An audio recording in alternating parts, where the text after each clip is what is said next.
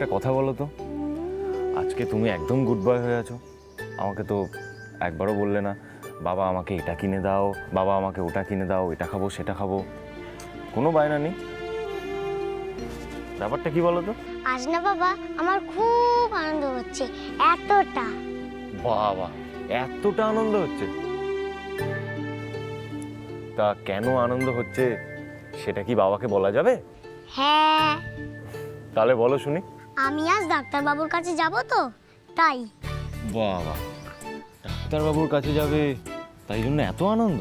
হ্যাঁ তো, ডাক্তার বাবুর কাছে গেলে ভালো ওষুধ দেবে, তারপর সেই ওষুধ খেলে আমার পা ভালো হয়ে যাবে। পা ভালো হয়ে গেলে তারপরে কি হবে বলো তো বাবা? পা ভালো হয়ে গেলে তুমি আমাদের মতো নর্মালি হাঁটতে পারবে, হাঁটার সময় এটার প্রয়োজন পড়বে না, আর তোমার পায়ে ব্যথাও থাকবে না। হলো না, হলো না। হলো না? ঠিক আছে, আমি ভুল, তুমিই বলে দাও ঠিকটা কি। আমি মায়ের মতন ফুটবল খেলতে পারবো।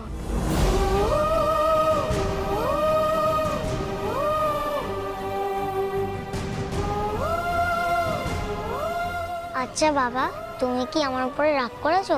এবার আমাকে বকবে?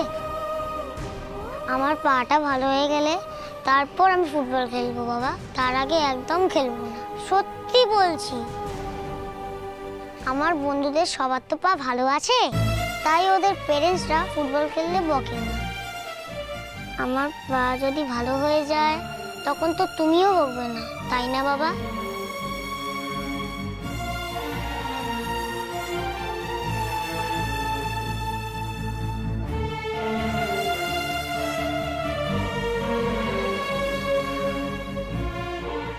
আমার মা তো আমাকে বলেইছে আমার পা ঠিক হয়ে গেলে তারপরেই আমি ফুটবল খেলবো। তারপর যখন তুমিও আমাকে বকবে না, ফুটবল খেলতে দেবে, তখন আমি দৌড়ে দৌড়ে ফুটবল খেলবো। একজনকে কাটাবো, দুজনকে কাটাবো, তিনজনকে কাটাবো, পাঁচজনকে কাটাবো, তারপরে জোরে শট মেরে গোল করে দেবো, তারপরে জালটা ছিঁড়ে যাবে, তারপরে গোল বলে সবাই চিৎকার করবে, তোমরা দুজনেও চিৎকার করবে, তাই না বাবা?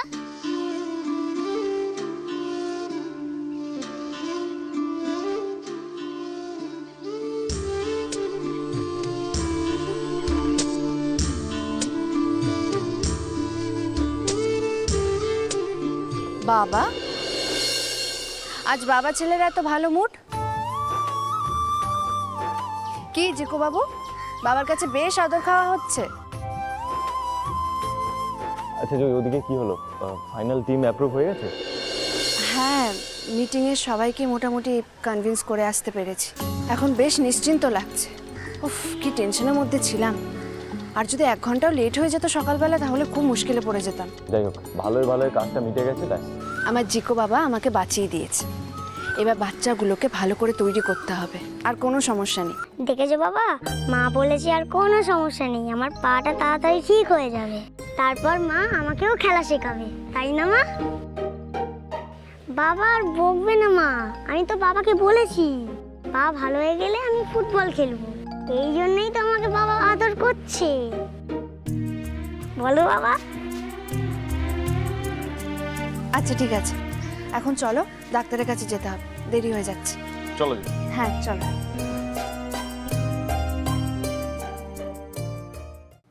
এই দাদা দাদা দাদা, ব্যবসাটা কি আমি তোর কাছ থেকে শিখবো? ব্যবসাটা কি আমি তোর কাছ থেকে শিখবো? শোন, তোরা না, তোরা প্লিজ কাল থেকে কেউ কাজে আসবে না, কেউ কাজে আসবে না, ফোনটা রাখ। ইডিয়েট।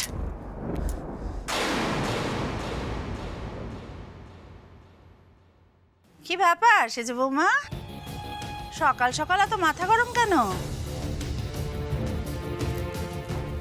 হায় ভগবান, সারি সারি করি তোমার জীবনটা গেল, আর তাছাড়া কি নিয়েই বা থাকবে? এত কষ্ট করেও তো একটা বাচ্চার মা হতে পারলে না এতদিনে। আর ওদিকে দেখো বাড়ির শুদ্ধ লোকজন, জয়ীর বাবা, জয়ীর বোন, সেই বোনের আবার বর, তার নাকি মা, জয়ীর বাচ্চা, সবাইকে নিয়ে উৎসবে একেবারে মেতে উঠেছে। তোমাকে তো কেউ আজকাল পাত্তাও দেয় না, তুমি থাকবে কি নিয়ে? তোমার কি কোনো দরকার আছে কাকিমণি? যদি না থাকে তাহলে আমাকে ডিস্টার্ব করো না প্লিজ, আমি একটু ব্যস্ত আছি। হুম।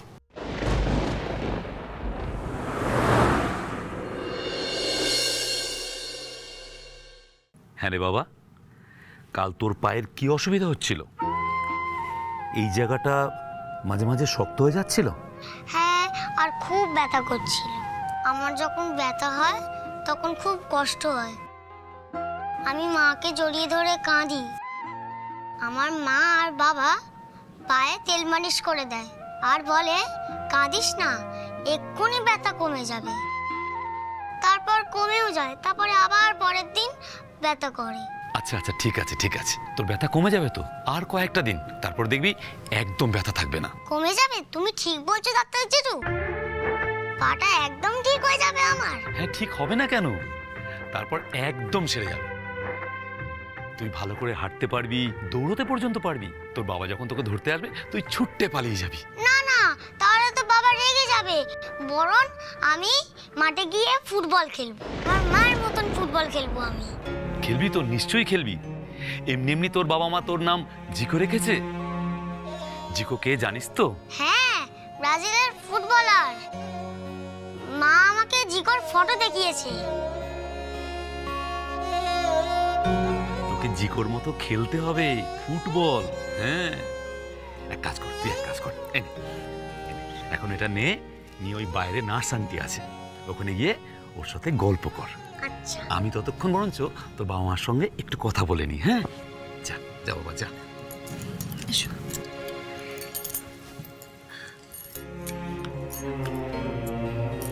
যা। ছেলেটারই একটাই প্রবলেম ডক্টর, সারাক্ষণ শুধু ফুটবল আর ফুটবল করে।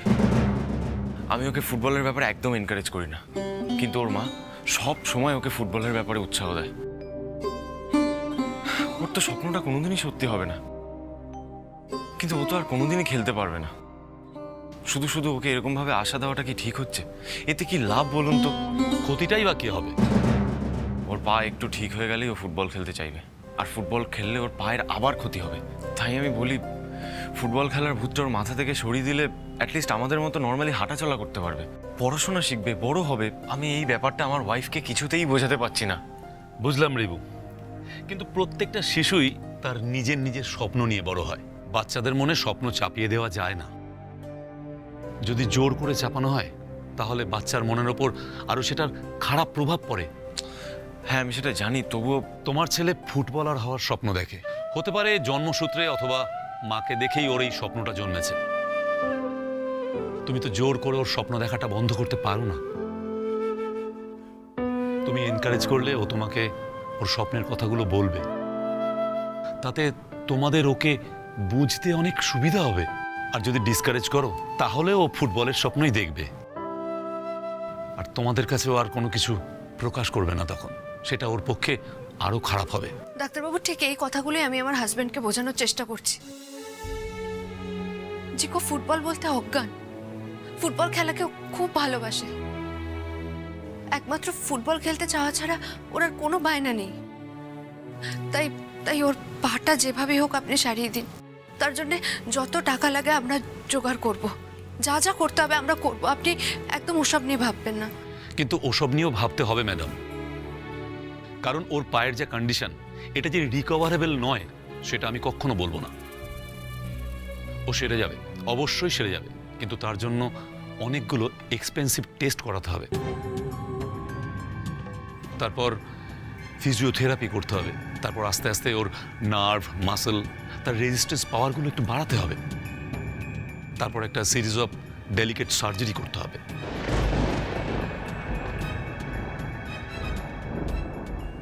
জানি জানি তো তুমি ব্যস্ত আছো। তুমি তো আজকাল সারাদিন ব্যস্তই থাকো। তুমি ব্যস্ত থাকো আর সেই সুযোগে জয়ী এসে মধু খেয়ে বেরিয়ে চলে যায়। আমার হয়েছে যত জ্বালা, এসব তো দেখতে পারি না বটে, কিন্তু কি করব বলো, আমার তো আর সে বয়স নেই। হ্যাঁ, কম বয়স থাকলে আমি তখন দেখিয়ে দিতাম, বুঝিয়ে দিতাম জয়ী দাশগুপ্তকে কত ধানে কত চাল। তুমি আজকাল রাগো না, সেই সুযোগে ফাঁকা মাঠ পেয়ে আমাদের জয়ী দেখো গুষ্টি শুদ্ধকে এ বাড়িতে ঢুকিয়ে দিচ্ছে। এখনকার নতুন বড় বউকেও তো আমাদের জয়ী আঁচলে বেঁধে রেখেছে, তোমার পাশে আর থাকবে কে? আমার পাশে কারোর থাকার দরকার নেই কাকিমণি, আমি একা আছি, ভালো আছি। তুমি থাকতে পারবে তো ওর পা ধরে? পারবে না? তুমি যতই শাড়ি বেচে বড় লোক হও না কেন, তোমার স্বামীকে কিন্তু আমি চিনি। সে তোমার ওই শাড়ি বেচার টাকায় অন্য জায়গায় ফ্ল্যাট কিনে তোমাকে কিছুতেই উঠে যেতে দেবে না। এই বাড়ির মধ্যেই তোমাকে পচে গলে যেতে হবে। হ্যাঁ, তাই জন্য তো বলছি, এই যে আগুন, এই আগুনটাকে শাড়ি দিয়ে ঢাকা রেখো না, কেমন? আগুনটাকে না সংসারের মধ্যে ছড়িয়ে দাও, ছড়িয়ে দাও, জ্বলে পুড়ে যাক সংসার। না হলে কি হবে বলো তো? নিজের আগুনে তুমি নিজেই জ্বলে পুড়ে মরবে, আর নইলে আগুনটা নিভে যাবে, নিজে নিজেই একদিন নিভে যাবে। কি লাভ হবে? সেই সারাটা জীবন জয়ীর পা ধরে থাকতে হবে, তাই না? আমার বলার কথা বললাম, এখন তুমি ভেবে দেখো কোনটা তুমি বেছে নেবে।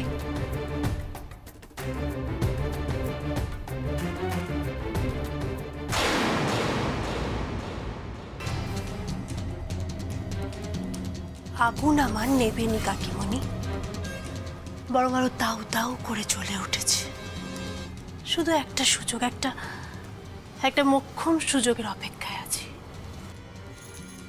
জয়ী দাশগুপ্তকে যদি আমি এক ছোবলে শেষ করতে না পারি, তবে যে আবার মনেও শান্তি হবে না। এতে ধৈর্য যেমনি দরকার, তেমনি খরচটাও অনেকটাই বেশি।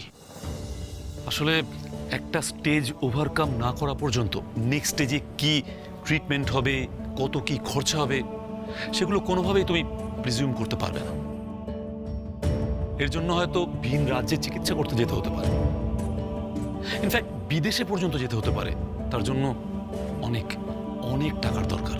বেশি বলতে আই মিন একটা আন্দাজ? আমার জানার মধ্যে ম্যাডাম, এই আধুনিক ট্রিটমেন্ট যারা করিয়েছে তাদের প্রায় 70 থেকে 80 লক্ষ টাকা খরচা হয়েছে।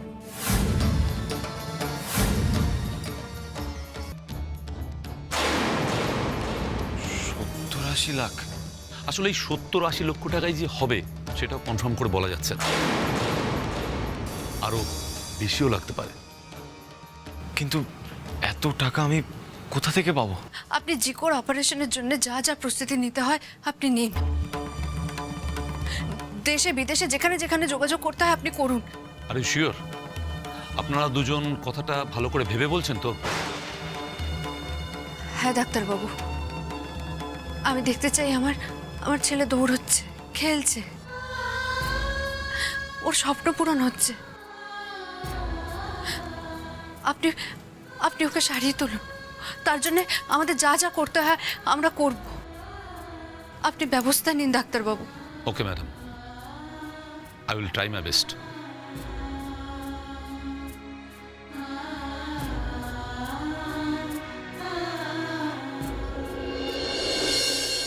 আজকে তোমাদের বৌভাত সমুদ্র, যত ছোট করেই এই অনুষ্ঠানটা হোক না কেন, তোমার কাছের ওই আত্মীয় স্বজন বন্ধু বান্ধবদের নেমন্তন্ন করা উচিত ছিল।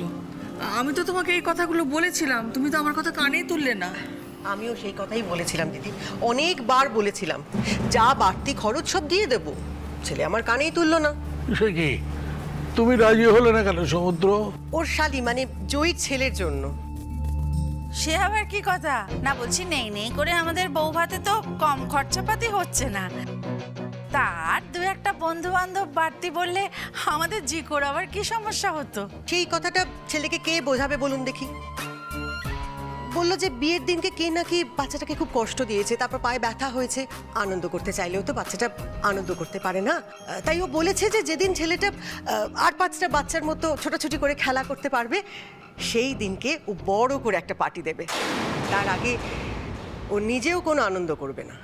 মা, এখন এইসব কথা থাক না, এসব কথা এখন আলোচনা করতে হবে না। তার থেকে বরং বাড়ির সকল বয়োজ্যেষ্ঠরা এখানে দাঁড়িয়ে রয়েছেন, আমরা আসল কাজটা সেরে ফেলি। কি হলো, তুমি ভুলে গেলে নাকি?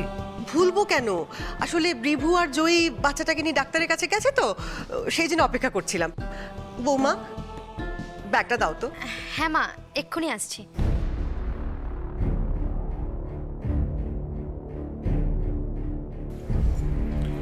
ওই তো জয়দিরা চলে এসছে।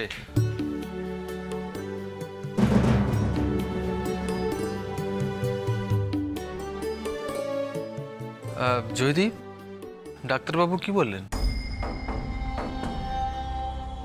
রিবু, ডাক্তারবাবু কি বললেন? বল কি বললেন? দাদু ভাই ভালো হয়ে যাবে তো? মা, জিকো ঠিক হয়ে যাবে, কিন্তু ওর একটা বড় অপারেশন করতে হবে। অপারেশন? হ্যাঁ বাবা, প্রয়োজনে জিকোকে বিদেশেও নিয়ে যেতে হতে পারে। বিদেশে? কেন এ দেশে এটা হয় না? না ঠিক আছে, বিদেশে যাবে তো বিদেশ থেকে অপারেশন করিয়ে নিয়ে আসলে পরে দাদু ভাইয়ের কোনো অসুবিধা থাকবে না তো? পায়ে হাঁটাচলা করতে পারবে তো? হ্যাঁ দাদু, শুধু হাঁটা চলা না, আমি মায়ের মতন ফুটবল খেলবো। জানিস রুম্পাই দিদি, ডাক্তার আঙ্কেলটা না খুব ভালো, আমাকে বলেছে যে আমি ফুটবল খেলতে পারবো। ইয়ে, কি আনন্দ! খেলবে তো, নিশ্চয়ই খেলবে, কিন্তু তার আগে তোমার জন্য একটা স্পেশাল জিনিস আমার কাছে রয়েছে, সেটাকে তোমায় দিয়ে দিই? তাই? কি জিনিস? এক্ষুনি দিচ্ছি। আখি, কোথায় গেলে? ব্যাগগুলো আনো। এই তো আখি চলে এসছে। হ্যাঁ, সব কটা ব্যাগই এনেছে দেখছি। প্রথমে জিকো বাবুর পালা। দেখি, একদম ঠিক আছে। দেখি দেখি দেখি জিকো বাবু, ট্যাং টাটাং। এইবার দেখো তো এটা তোমার পছন্দ হয়েছে কিনা। খুব ভালো হয়েছে, thank you uncle. You are most welcome. জয়দি, তুমি কিন্তু পরিয়ে দেবে এটা। আচ্ছা। আসলে আমি আমার সামর্থ্য মতো যেটুকুনি পেরেছি কিনে এনেছি। এবার পছন্দ হোক চাই না হোক, সকলকে কিন্তু পড়তে হবে। হ্যাঁ, এবার আখি দেখি কার পালা। জেঠু জেঠিমা।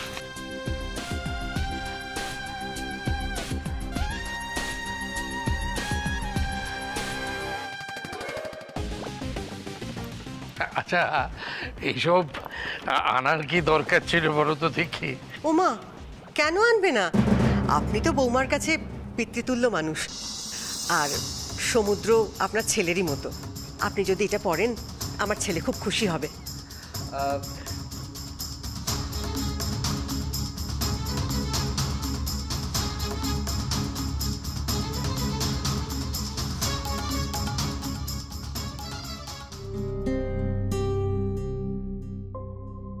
সত্যি কথা বলতে কি জানেন, আমার বাড়িতে আমাকে ভালোবাসার লোক শুধুমাত্র একজন, কিন্তু এ বাড়িতে আপনারা এতজন রয়েছেন আমাকে ভালোবাসা দেওয়ার জন্য। কত ভালোবাসা পাই আমি, আর সেই ভালোবাসা থেকেই তো আমি এই জিনিসগুলো আপনাদের জন্য এনেছি, খুব পছন্দ করে এনেছি, ভালোবেসে এনেছি। আপনারা খালি আমাকে আশীর্বাদ করুন, ব্যাস। থাক থাক থাক বাবা, আশীর্বাদ করি বাবা, সুখে ঘর সংসার করো। বাস দিদি, আর কিচ্ছু চাই না। আশীর্বাদ করুন আমার ছেলের মনস্কামনাটা যেন পূর্ণ হয়। আপনার এরকম সোনার টুকরো ছেলে, ভগবান তার মনস্কামনা নিশ্চয়ই পূর্ণ করবে। হ্যাঁ, এবার কাকিমা, আপনার জন্য একটা স্পেশাল গিফট রয়েছে।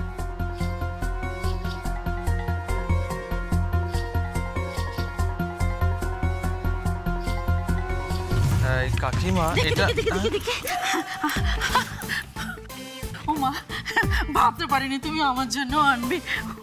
ও, পছন্দ হয়েছে? কি সুন্দর শাড়ি, বেঁচে থাকো বাবা। দেখি এবার। বেঁচে থাকো বাবা, বেঁচে থাকো, বেঁচে থাকো। সেজে বৌদি, কি ব্যাপার, তুমি আমাকে আশীর্বাদ করবে না? আমার আশীর্বাদের কি আর কোনো দাম আছে? আছে আছে, এটা আমার তরফ থেকে প্রণামী শাড়ি, আর কেউ কাউকে প্রণাম করলে তাকে তো আশীর্বাদ দিতেই হয়, আর তোমার আশীর্বাদ না পেলে আমার মনস্কামনা যে পূর্ণ হবে না সেজে বৌদি।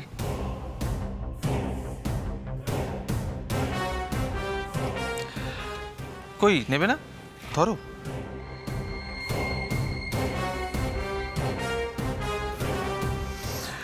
আখি, ওই জয়দি আর রিভুদার ব্যাগটা। হ্যাঁ এই নাও। জয়দি, রিভুদা, এটা তোমাদের জন্য। কি জানো জয়দি, তোমার জন্যই আমি আর আমার মা এ বাড়িতে এসেছি। বুঝলে রিভুদা, জয়দি আমার জীবনের সঙ্গে এভাবে জড়িয়ে না গেলে